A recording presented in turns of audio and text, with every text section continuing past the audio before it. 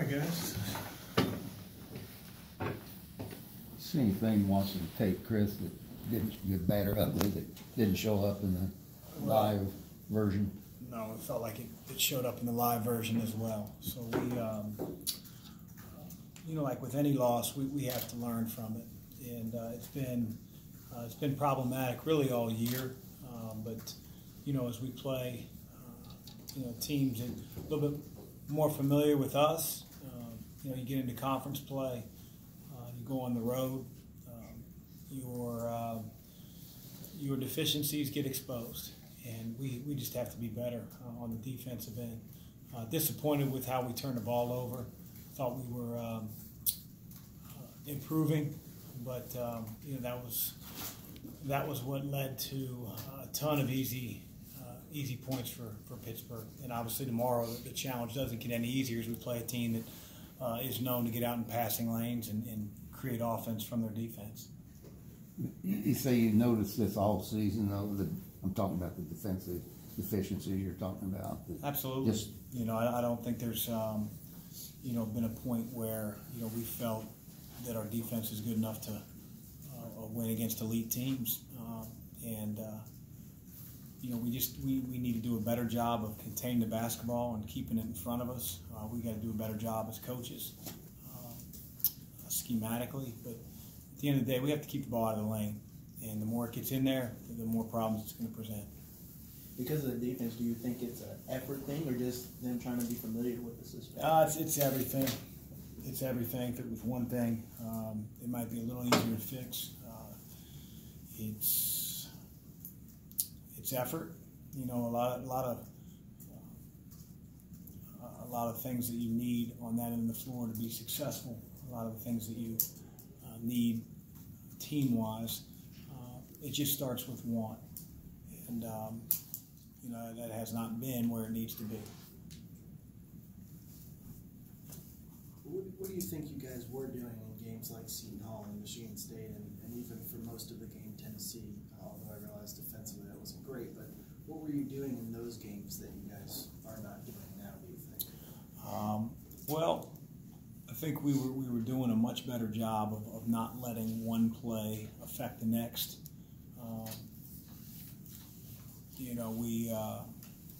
We were containing the basketball. I think with Seton Hall specifically, a little bit easier to do at times.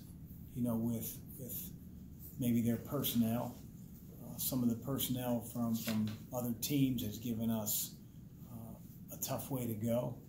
I think they gained their confidence, and I'm talking about Pittsburgh when McGowan's hit a couple threes, which hasn't necessarily been a strength of theirs going into the game, and then it led to downhill driving and us not being able to foul. So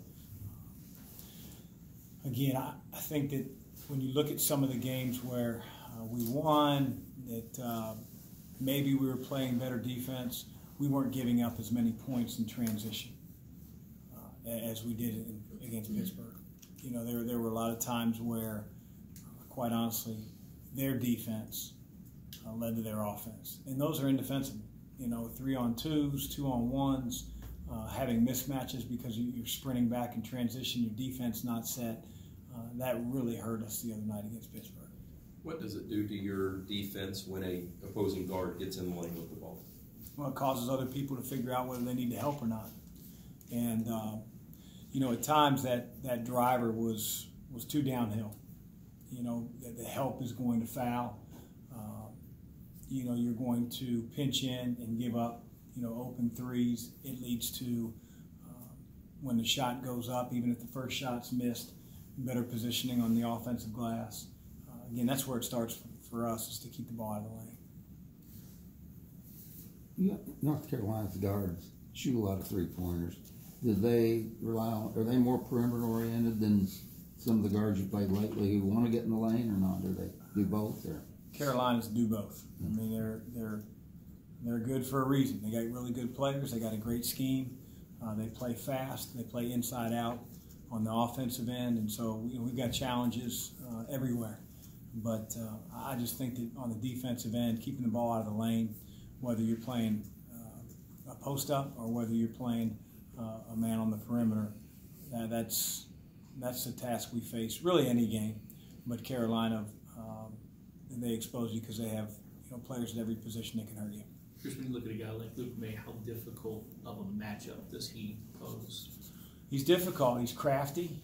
I think when you look at him, physically he doesn't overly impress you. And then, his skill level, his ability to pass and make his teammates better. He certainly is shooting the ball extremely well from distance, especially the last 4 or 5 games. And, he's a load in the post. So depending on, what type of 4-man you have, he's always a mismatch because he can go inside and out. And so I think that's what makes him so valuable, let alone all the experience that he brings to the table. Dwayne mentioned that you guys have discussed the slow starts and said they need to come out and set the tone. How do you guys come out and set the tone? That's a good question. We would be tone setters in the right way if I knew right now. I think the only thing that you can do is not panic, continue to emphasize the things that you feel are important, and try to get those across to your players through film, through coaching. We're not going to, draw up some magical scheme, some magical defense. You just have to be, resilient. You have to stick to what you believe in as a coach, and that's what our coaching staff is going to continue to do and continue to stress. And but we do have to get off the better starts. There's no doubt about it. When you're on the road, you got to take care of the ball. Look at the first 5-6 minutes of the game against Pittsburgh. We have 7 turnovers, and you have to be the same team in your practice gym as you are on the road. And I'd like to think that experience could help that, but that certainly wasn't the case on Wednesday. You hadn't been a high turnover team all year. Any reason why all of a sudden that crops up? Just putting fingers in the holes of the dike right now, and so you got to give your team what it needs. And right now, teams that pressure us have bothered our guards, and we've got to get better at that. And we've got to get past that. Have you been able to put a finger on what might be bothering Darius Perry or why he's struggling right now? Darius just needs to move on to the next play, and he's got to make better decisions when he doesn't do that. We need his defensive ability for sure, but right now he's having a tough time keeping guys out of the lane, just like all our guys. You face it in the postseason, of course, but a short turnaround, short period of time to prepare for a game like a team like North Carolina, very difficult. Carolina's not very complex. They're just very good at what they do. So on one hand, the X's and O's aren't very difficult to prepare for. It's the Jimmy and Joes that are.